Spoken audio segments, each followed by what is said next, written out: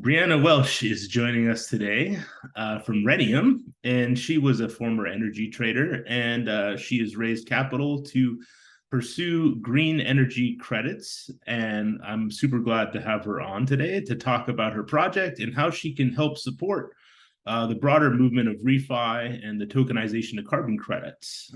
So, Brianna, can you give us a little bit of insight into what Reneum is and maybe how you fell into ReFi? Cool. Well, thank you so much for having me, Rex. So Reneum is in the legacy environmental markets, considered a climate finance platform, or in Web3 parlance, regenerative finance. I think most of your viewers are familiar with that. We're actually not doing carbon offsets, though, which is sort of unusual for most of the ReFi players. We're focusing on renewable energy instruments, so officially termed environmental attribute certificates. They represent the greenness, if you will, of producing green energy. So the way we operate is we partner directly with renewable producers around the world, particularly in emerging markets where renewables are slower to deploy or where local policy is not necessarily advocating for renewables. And we help them to attract additional revenues, to make them more profitable, to send price signals to the local markets, to invest into renewables. And we do so by connecting their monitoring or their individual projects into our monitoring platform, issuing tokens to them representing that greenness, which is a metric of 1 MWh. And they can then sell that token that we issue to them on our marketplace or on public marketplaces. We partner with a few different companies, and they basically attain liquidity quite easily through our platform. So it's sort of a blockchain-based spin on the environmental attribute that trades historically OTC in broker markets. But what we do is vertically integrate the entire ecosystem. So we are both the verifier and issuer of those instruments, as well as the marketplace to trade.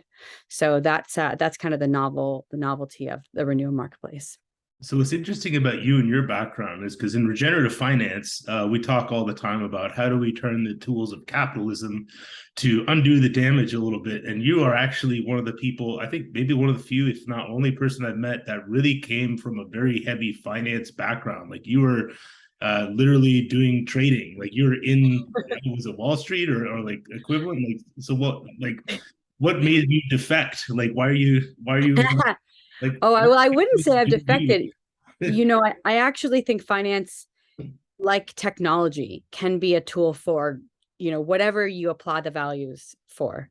So, my belief is that finance is not inherently evil. In fact, it's actually quite useful. And frankly, we're really not going to get much done if we don't leverage capital markets to develop new climate solutions and to kind of reconceive different productions and methods of operation. So my view is basically, having worked in both traditional M&A as well as renewable energy development and environmental commodities issuance and trading, having seen really sort of the failures of global capital markets to direct money where it needs to go, basically to the developers on the ground in the markets who are actually building, not just in renewables, by the way. I think this is true for, all climate projects and solutions, which is why I think the carbon markets are really exciting as well.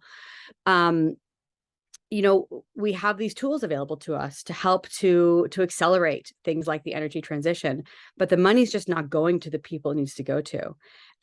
Things like, the Asian Development Banks and the World Bank and the IMF, they try, but at the end of the day, there's a lot of roadblocks to sending money to particularly, far corners of the world.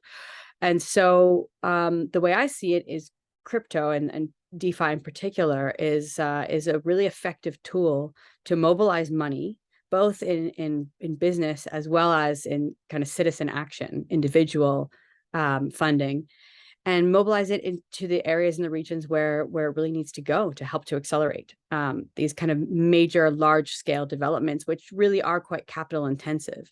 So at the end of the day, if you don't like finance, you don't really get these sorts of capital intensive projects developed. So you kind of have to work, or at least my view is you have to work a little bit within the system, the existing paradigm of our markets, in order to really advance the climate positive solutions we're looking to do. That's really interesting. Last week, I think it was Bernanke just got like a Nobel Prize for economics, and there was this really funny video where they're interviewing him in like Congress or something, and they're like, "So you sent $500 billion to like bail out all these banks. Where'd the money go?" And he's like, "Ah." Like some company somewhere in Europe, and like he literally did not know where they sent $500 billion, and he got a Nobel Prize for that. And like, left to its own devices, capitalism just seems to just self deal. It's like, well, I'm gonna bail myself out. How about that? And if you look at Yeah. Africa, I think the numbers have added up. It's received the equivalent of 3 Marshall plans. That's like the restoration plan to rebuild Germany worth of aid. But a lot of it hasn't gone to exactly, how do you think you solve this? Like how can you get money to the right people? Well, I mean, there's two things I want to touch on. One of those is our incentive systems are broken, in my opinion. So, I think we have to address sort of at a higher level why our money system is not working. But it's a longer conversation than I think we might have time for right now. But in terms of how we do it, so because we partner directly with the renewable producers, I mean, I'm literally speaking to them myself, working with our team. We have physical engineers on the ground, partnering, vetting, auditing regularly these producers. We actually know, what they're doing, what they're building, where the money goes. It's not a truly decentralized system in the purest crypto sense. It is more focused on what's effective. We're trying to build something that we can meaningfully make a difference with. And so the two things that we're doing really is allowing for producers to connect themselves on the internet. So in many cases, in these markets that we're working in, at least, producers don't have access to these sorts of ecosystems. There's no such thing as an environmental attribute in most of Africa, in many parts of Asia and Latin America. That's not a market that exists for them. It's unavailable entirely. But it's thriving. The carbon markets in particular are thriving in Europe and much of the US. And so it's not really fair that they don't have access. So we're trying to democratize that space. We're also because we're creating what we call a digitally native token, which effectively means that unlike I'll say some of the carbon players that have become quite relevant at the moment in the blockchain refi space, who are bringing off-chain carbon offsets or credits into the blockchain by bridging them, we're actually creating a totally digitally native token. So what that means is we can attach all of the metadata or the provenance of information around the project directly to the token that we're trading. So we allow buyers to effectively do the audit themselves. So if you think of legacy markets, there's usually a certifier who bears responsibility for an audit of that project to make sure it's environmentally relevant. We do to undertake that role, and we are officially responsible. But we actually package all of our own audit data, which is mostly publicly available data anyway, within the both IPFS storage as well as the metadata of the NFTs that we're trading. And so the buyers can just really kind of look under the hood and understand what's really being donated effectively. So they know where the money goes, they know where the project is, they know who owns it, they have all that that data themselves, which is pretty novel, I believe. I don't know of very many projects who are doing this the same way that we are. I think there are a handful in the carbon space, but generally it's a newer model. And so, I think considering that level of transparency and trust, I'll say trustlessness actually, of our system, we're hoping to really develop, a best in class, a best practice around how to fund environmental products, environmental markets using a native token. Wow. Now, having come from your background, can you point to your refi moment? Like, what was the moment where you're like, oh, I got to stop doing this. I need to get into refi. Like, was there like a specific moment that was like the trigger of getting into Well, it didn't quite go like that for me. I was in New York in banking and had like a midlife, quarter life crisis, and sort of realized that the profit at all cost model that I was sort of supporting in my business career was not really aligned to my personal values. So I kind of blew it all up and went to India and spent 4 months in a like eat, pray, love kind of kind of moment. And after that, I met my current co-founder actually through a mutual friend and moved to Singapore to work for him at his renewable energy investment fund. And so he's got a long background in also in M&A, but focusing on in infrastructure and renewables. He was, right at the beginning of the carbon markets. I believe he was at the 92 Rio summit when carbon markets were first floated. And he's been really kind of deep in that space for the last, 3 decades. So with his support and guidance and mentorship, and also kind of serendipitously insourcing that company's or that fund's environmental commodities practice, I basically became their primary carbon trader. I learned a lot about the markets and why they didn't work and where they did work, and also living and working on the ground in Southeast Asia, meeting with ministers of energy and environment in Indonesia and the Philippines and Cambodia, kind of hearing their stories about their struggles in the energy transition and the opportunity costs that they have to undertake in order to really play by the same rules as the Western world, but yet have all these developing market struggles that, the Western world doesn't have.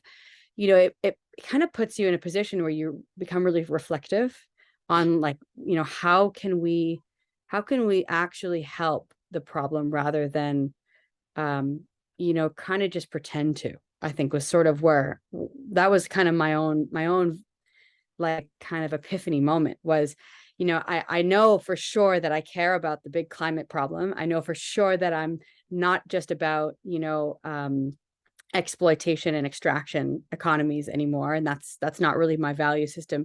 I don't really know how to do that. And I just know that there's a lot of problems that, we need to address. And so thanks to my co-founder, who's just a kind of a legendary climate advocate and a brilliant thinker, who devised the idea of Reneum as Ethereum was starting to kind of bubble up and become a real platform for building. Reneum was born. It was a labor of love over many many years of kind of watching and observing the markets and trying to understand where the environmental markets needed help. We believe that the solution that we created really kind of goes back to first principles of these markets and says, like, what's the point here? What are we really trying to do? And how can we most effectively build a technological solution to do that? And so, again, Reneum is, digitally native, vertically integrated platform, which was sort of the outcome of that workshop, that real labor. How has the Ukraine conflict impacted your area? And how does your solution or approach interact with what's going on in Russia and Ukraine? I mean, the invasion of the Ukraine has obviously majorly disturbed the global energy system. Immediate shortfalls in fossil fuel production from Russia, has to be replaced somewhere. Even in a world working towards net zero emissions, very short term, I think the most important concern for most governments is to provide energy for citizens. So this kind of means initially it's an increase in shale oil, gas, coal-fired plants, basically restoring anything that can provide urgent electricity access. I think in the mid to long term, though, we're going to see this really be quite advantageous for the renewable energy transition. Partially because I think particularly Europe, but America and the rest of the world as well, are recognizing that energy independence is critical for their future.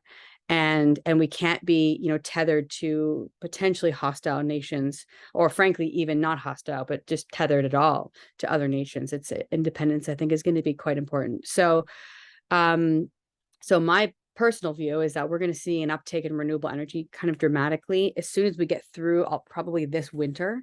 This winter is going to be very difficult. So I don't imagine that'll be top of the list for most of governments in Europe. But I think investment dollars are going to be really directed at renewables over the medium to long term. So for how that impacts us, I mean, our whole modus operandi is just sending money, mobilizing, we call it mobilizing a wall of money to renewable energy developers around the world. And so this is I think ultimately going to be a great win for us, for renewable developers around the world, and hopefully for governments and long-term stability. Fantastic.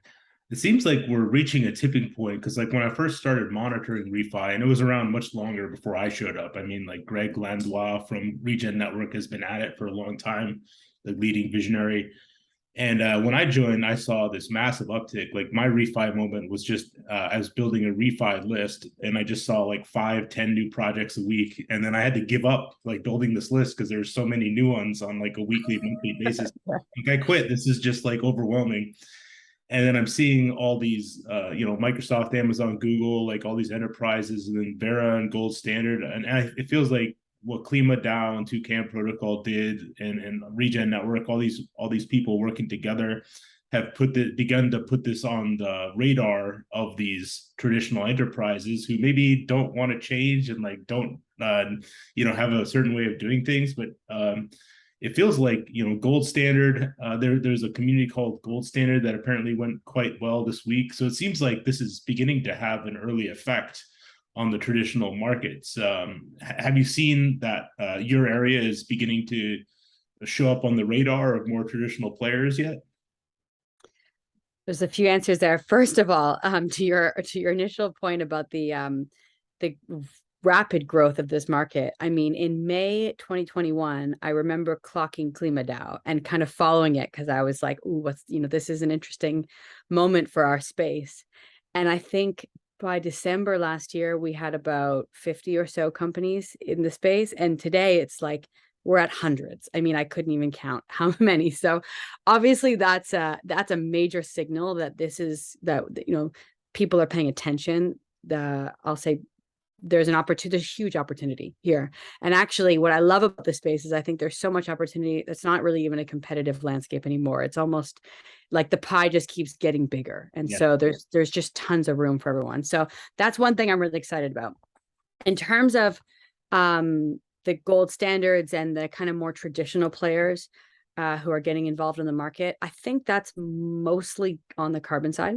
I'm not seeing a lot of that happen quite yet in the renewable ecosystem. Actually, we did in around 2018, we went through kind of a moment where peer-to-peer energy trading and renewable energy certificates and attributes were brought on chain. And there were a couple of different interesting I'll say pilot programs, but not a lot that got off the ground. I think the technology at that point was a little premature for the use case.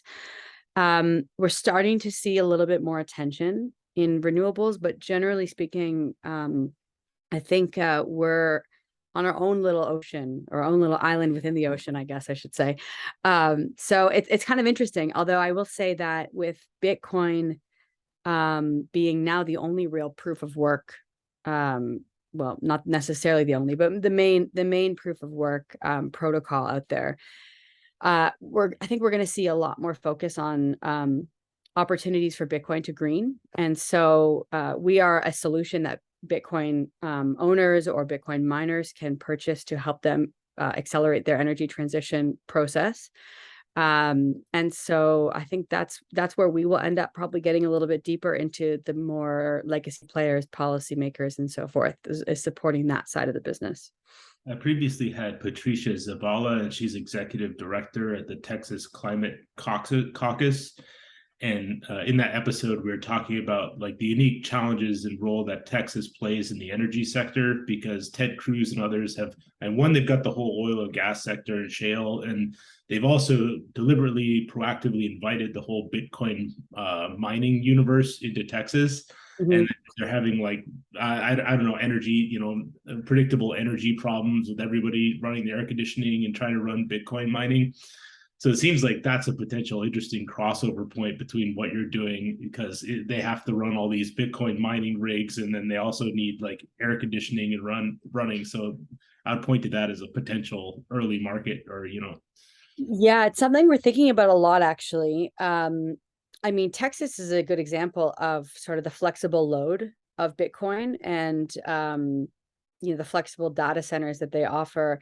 They can kind of switch from the public grid temporarily, as there's an increase in demand. And that actually happened, I think, last May, when Texas went through a bit of a winter moment, like a climate winter, not a crypto winter. right. um, Yeah. and yeah, I mean, they have obviously they're a historic clean energy producing state. They have a lot of flared gas. They have obviously a lot of space for wind and solar, and they actually have quite an unstable grid. So they're really interesting kind of hotbed for experimenting with different technologies and solutions around Bitcoin mining and renewable energy, and Bitcoin mining and just general energy procurement, and different models. So we are seeing quite a lot happening there. I think we're going to see a lot more innovation around the Bitcoin space and renewable energy in particular, especially with Biden's executive order that came out a couple months ago, and the kind of assessment of Bitcoin mining across the United States in general, not exclusive to Texas, and the implications of that for obviously state and nationwide grids. Some things I felt from that were perhaps a little bit pedantic, and some of them were quite legitimate. But generally speaking, I think the focus of the US government on Bitcoin mining and its energy footprint is going to drive a lot of miners into either direct consumption of renewables or some kind of alternative arrangement from energy consumption. So they must agree perhaps to have interruptible loads. So at certain points of the day, Bitcoin mining can't take place, or if there's ever an increased demand, they must automatically curtail or stop their consumption. There's a bunch of different things that they could do to really work kind of symbiotically with the government and with local grids, rather than be, kind of antagonistic to them. So I think it's just a matter of figuring out what that mix looks like. And there's a little trial and error here. So one of the things that I don't think is being talked about enough is, like, if you look at the global energy usage for mining, like, it looks like this. It's like, okay, this is Bitcoin. That's global data centers. So like the whole tech sector is like, oh, you guys are so polluting and awful, and like crypto people so wasteful. And then you're like, wait a second, like, what about this? Like, so Amazon, Microsoft, Google, all the edge computing locations, and there's hundreds. And then what about them? Like, how are they fixing their energy usage? I'm sure Google, Microsoft has hired massive numbers of climate people, like here in Redmond. I know Google is pursuing it. So do you see a world where what you're offering is used or integrated widely in these data centers? Like, do you think there's a pathway? Yeah, for sure. I mean, listen, I'm pro Bitcoin mining in the sense that I think there's a lot of opportunity for it to just basically become a market leader in renewable energy. I don't think there's any reason why it couldn't be like the best in class in terms of its energy mix. Data centers are probably the next, if you want to call it an industry. I don't really think it is, but if you want to call it an industry, it's like the next easiest space to green, because there's not a lot of physical manufacturing or transportation or anything that actually produces emissions. It's just energy, right? So it's both of those two are quite easy to convert into renewables in the near future.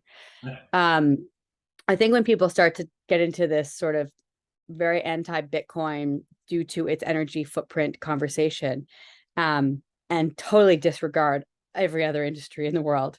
I mean, if you're going to do comparisons, I think that the cruise line industry also consumes about the same amount of terawatt hours as Bitcoin, which not necessarily a must-have for the world.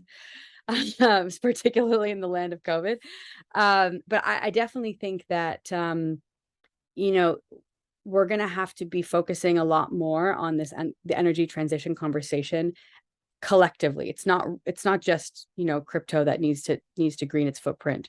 And I mean, when you think about the mix right now, I mean, the Bitcoin Mining Council says it's somewhere between like 58 and 60% green.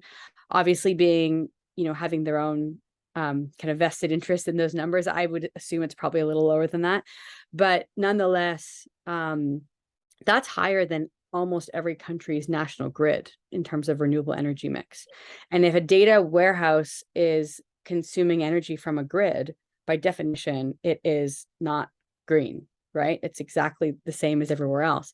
So I think the conversation that we need to have when we're talking about Bitcoin's energy is actually more along the thread of value that it's creating, because you never really hear anyone complaining about data centers energy consumption, because people believe there's value from those, right? We believe that matters.